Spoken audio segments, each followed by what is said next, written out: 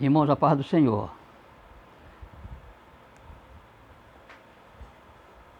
Pastor Joaquim, novamente estou vindo a vocês através desse vídeo, trazendo uma mensagem de despertamento e, ao mesmo tempo, uma mensagem educativa. Tá? E para nós tratarmos dessa mensagem, eu quero dividir com vocês em Apocalipse, no capítulo 3, o versículo 5. Eu já peço que você que vai assistir esse vídeo, eu peço em nome de Jesus que você acompanhe com a sua Bíblia, para que não fiquem nenhuma dúvida sobre o assunto o qual trataremos. Então, em Apocalipse, no capítulo 3, vem uma grande lição para todos nós, tá? Chamar essa mensagem aqui, dar um título de A Tríplice Promessa de Cristo a nós vencedores. Isto é, Ele nos prometeu 3 promessas neste versículo aqui. Isso dado a João lá na ilha de Pátimo. Então, diz lá em Apocalipse 3:5, diz o seguinte: o que vencer será vestido de vestes brancas, e de maneira nenhuma riscarei o seu nome do livro da vida, e confessarei o seu nome diante de meu Pai e diante dos seus anjos. O versículo 6 aqui também diz: quem tem ouvido, ouça o que o Espírito diz às igrejas. Então, vamos relatar em relação a essas 3 promessas que Cristo nos fez. Será vestido de branco. Será vestido de branco. O branco resplandecente. Nós vamos achar em Lucas, no capítulo 24. Por favor, pegue a sua Bíblia e acompanhe. Em Lucas, capítulo 24, versículo de número 4. Lucas, capítulo 24 e versículo 4, que diz o seguinte. Creio que você já pegou a sua Bíblia, já apanhou a sua Bíblia. 24, versículo 4, diz o seguinte: e aconteceu que, estando elas perplexas a esse respeito, eis que pararam junto delas 2 varões com vestes resplandecentes. Esse aqui é o caso das mulheres que foram até o túmulo de Cristo e tiveram essa grande surpresa de lá se encontrar com esses anjos, tá certo? E elas perceberam como eles estavam vestidos, né? Os seus vestidos, tá? E também tem o branco como a luz. Isso aqui está em Mateus, capítulo 17, versículo 2. Aqui foi o caso de Jesus, que pegou Pedro, Tiago e João, certo? E lá no Monte das Oliveiras, ele se transfigurou-se. Mas o que eu quero dizer para você que está me assistindo, certo? Através desse vídeo, que essas vestes para nós representam a justiça dos santos. Dos santos. Bendito seja Deus. A justiça dos santos. Glória a Deus. Talvez você que não tenha um conhecimento a respeito de Bíblia e vá se interrogar Que tipo de santidade é essa? Eu já posso lhe adiantar que a santidade, biblicamente, significa separação das coisas mundanas. Separação, é santidade. E também, já aproveitando esse gancho, nesse primeiro ponto de veste resplandecente, a Bíblia nos garante que Jesus foi preparar um lugar, uma cidade, para todos aqueles que realmente acreditaram em suas promessas e que lutam por essas verdades. E quero já dizer para você, meu irmão, crente e aquele que não é crente, que o assunto é de suma importância. Tanto é que eu quero garantir a você, mediante as Escrituras, que para esta cidade a qual o Cristo foi preparar, certo? Lá não entrará, escute o que eu vou lhe dizer, certo? Lá não entrará os mentirosos, os falsificadores, não entrará os infiéis, os fornicadores, os adúlteros, os ladrões, homicidas, os falsos testemunhos, os feiticeiros, não entrará. Os idólatras, os bêbados, efeminados, sodomitas, não entrarão lá. Não entrarão. Aí você que não tem um certo conhecimento das Escrituras ou nenhum conhecimento vai dizer, então, como podem nós dizermos, nós como crentes dizermos que somos salvos? Eis a grande questão. Mas eu posso lhe provar dentro das Escrituras, inclusive eu convido a você, meu irmão, certo? Que tem a sua Bíblia, e por favor, continue com ela aberta e quero chamar a sua atenção para que você abra lá em 1 Coríntios, certo? Já no capítulo 5, é uma das referências que eu vou mostrar para você. Capítulo 5, 1 Coríntios, capítulo 5. 1 Coríntios fica depois de Romanos, Atos dos Apóstolos, aí vem Romanos, né? E logo em seguida vem 1 Coríntios. No capítulo 5, do versículo 9 em diante, vem lhe tirar justamente essa dúvida, certo? A respeito dessa questão. Eu vou ler para você, porque eu tenho certeza que você vai ficar com dúvida, mas preste bem atenção e acompanhe na sua Bíblia. No versículo 9, Paulo escreve o seguinte aos coríntios: já por carta vos tenho escrito que não vos associeis com os que se prostituem.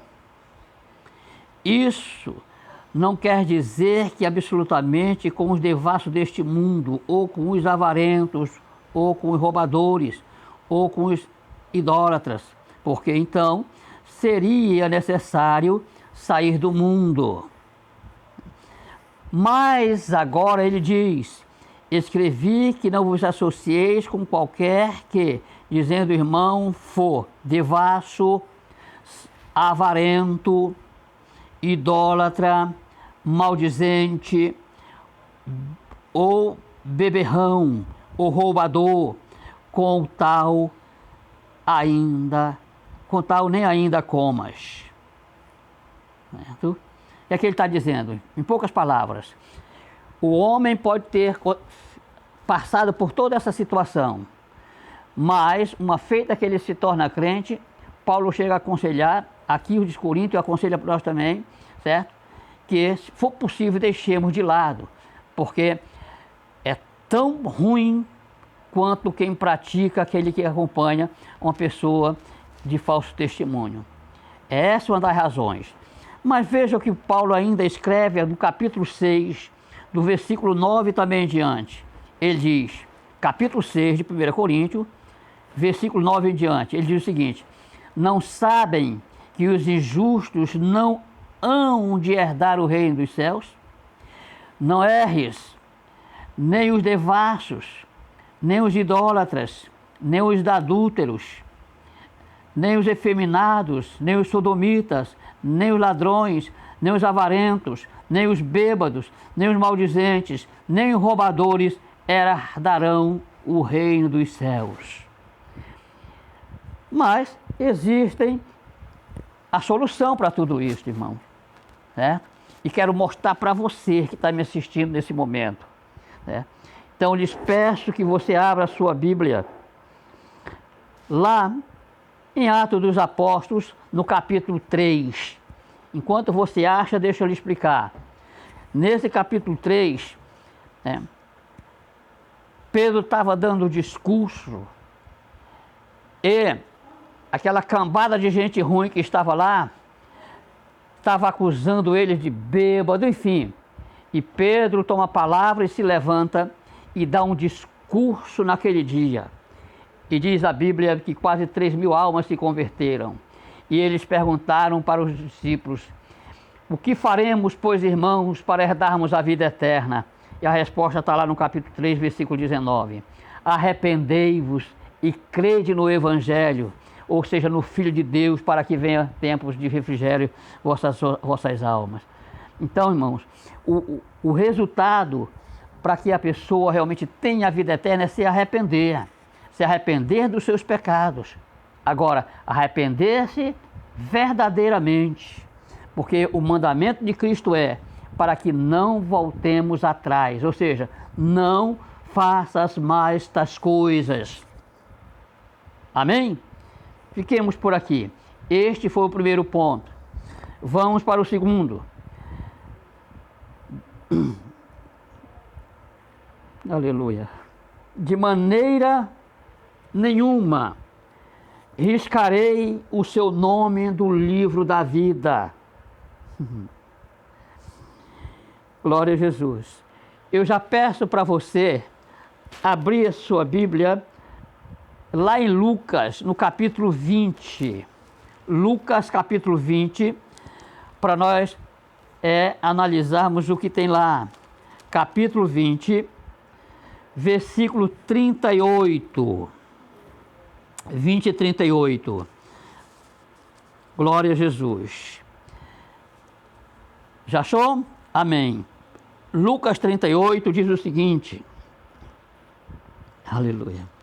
Ora, Deus não é Deus de mortos, mas de vivos, porque para Ele vivem todos. Deus não é Deus dos mortos, mas de vivos, e para Ele, para Deus, todos vivem. E quero já dizer para você, desde a primeira morte, certo? Desde a primeira morte que houve entre os homens, isso de Caim, de Abel, até o último que tenha morrido hoje, Deus sabe perfeitamente o que está acontecendo. E Ele tem poder para levantar quando Ele quiser. Essa morte que está falando aqui é a morte física, a morte espiritual que o homem vive ainda hoje. Então, se o homem porventura passar para outra morte, para Deus ele está vivo. O que morre na verdade é o corpo, mas o espírito vive. Bom, então, vamos dar uma voltinha lá em Êxodo, no capítulo 30, 33, 32, aliás. Já, meu filho?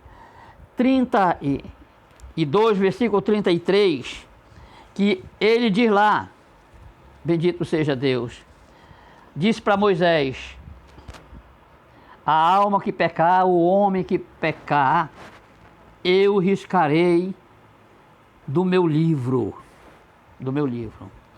No Salmo 69, versículo 28, também o salmista se expressa da seguinte forma: sejam riscados do livro da vida e não sejam escritos com os justos. Então já está entendido que temos um livro dos justos e dos não injustos. Tudo quanto o homem fizer, seja de bom, seja de ruim, está registrado diante de Deus. Então, irmãos, mas para você ter uma ideia melhor a respeito, eu lhe chamo para você ler na sua Bíblia comigo agora, em Apocalipse, no capítulo 21, versículo 27, que diz o seguinte: e não entrará nela coisa alguma que contamine, e que cometa abominação e mentiras, mas só o que estão escritos, oh aleluia, no livro da vida do Cordeiro. Você já pensou? No dia que o homem aceita Cristo, Deus manda escrever o livro dessa pessoa no livro da vida. Mas se ele pecar contra Deus, Deus manda tirar. Essa que é a verdade. Glória a Deus. Vejamos outros versículos. Apocalipse capítulo 20, no versículo 15. Leia lá comigo. E aquele que não foi achado escrito no livro da vida foi lançado no lago de fogo. Bendito seja Deus. Finalizando, eu quero chamar você para ler mais 2 versículos em cima deste ponto. Lá em 1 João, você volta um pouquinho de Apocalipse, você vai logo achar 1 João, no capítulo 5, versículo 12, 13, que diz ali, assim, versículo 12, capítulo 5 de 1 João, versículo 12 e 13. 12 diz: quem tem o Filho tem a vida, quem não tem o Filho de Deus não tem a vida. Diz o 13: estas coisas vos escrevi, para que saibas que tendes a vida eterna e para que creias no nome do Filho de Deus. Né? Aleluia.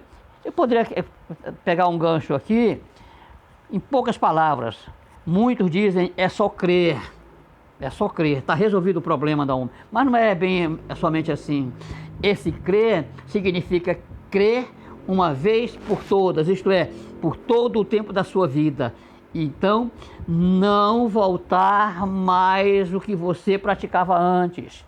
Praticar as coisas boas como homem de Deus, mulher de Deus, para que então, quando você partir daqui, você tenha assegurado a sua vida eterna. Então, quem tem o Filho de Deus tem a vida eterna, e quem não tem, não terá a vida. E começa tudo aqui na terra. Terceiro e último ponto, glória a Deus. Ele diz: confessarei o seu nome diante de meu Pai e diante de seus anjos. Esses que não se envergonharam de dizerem: sou crentes, verdadeiros e fiéis em Cristo Jesus, mesmo diante as lutas, as aflições, as indiferenças, aleluias, nas críticas, mas eles permaneceram fiéis e não se envergonharam de ser servo de Jesus. Glória a Jesus. Aleluia. Não se envergonharam de confessar o nome de Cristo Jesus. Nós vamos achar em Mateus, se for possível, Mateus capítulo 10, versículo de número, glória a Deus, 32, 10, 32 de Mateus, que diz o seguinte: portanto, qualquer que me confessar diante dos homens, eu confessarei diante de meu Pai que está nos céus. Bendito seja Deus. Essa mesma palavra está lá em Lucas, capítulo 12, versículo 8. Mas eu quero trazer para você em Romanos, capítulo 10, versículo 9, que diz: se com tua boca confessares ao Senhor em teu coração tu creres que Deus ressuscitou ele dos mortos, tu serás salvo. Aí o Paulo vai completando, porque com a boca se confessa, né, o coração se crê, enfim. Tá? Mas o bem da verdade, irmão, essa chamada para crer em Deus é para ser crente em Cristo e testemunhar dele com muita clareza. No nome de Jesus Cristo. Aos que se envergonharem de dizerem nesta vida que são crentes, que existem muitos casos. Aqui mesmo em Mateus, aleluia, está escrito no versículo 33 dessa feita: mas qualquer que me negar diante dos homens, eu negarei também diante de meu Pai que está nos céus. Irmãos amados, a responsabilidade para quem é crente, para quem passa então a conhecer esses benefícios que Deus nos deu em Cristo Jesus, é uma grande responsabilidade. E Deus vela pelas nossas almas. Aleluia, bendito seja Deus. E espero, sinceramente, irmãos, em Cristo Jesus, que todos aqueles que verdadeiramente buscam agradar a Deus terão recompensas. E nós estamos caminhando para o desfecho final dessa grande trajetória como homens que somos aqui na terra. Quando isso cessar, Deus nos receberá, bendito seja Deus, para continuarmos lhe louvando. Então, em nome de Jesus, receba essa mensagem nesta noite. Se você está andando meio duvidoso, procure urgentemente tirar as suas dúvidas e se consertarem para receber esse favor divino. Lhe agradeço no nome de Jesus, de mais uma vez transmitir para vocês esse pequeno recado de Deus através das Escrituras Sagradas. Que Deus lhe abençoe, que o Senhor continue conosco, certo? E os irmãos das Porta Formosa, continuem orando, viu, irmãos? Que logo, logo nós estaremos juntos no nome de Jesus e faremos uma grande obra a qual está já determinada. Contamos com Deus, a Deus e com você para que juntos a gente faça esse grande trabalho. Obrigado, no nome de Jesus, por mais esta vez estou aqui transmitindo para você esse recado. Que Deus seja louvado, que o Senhor seja conosco. Amém.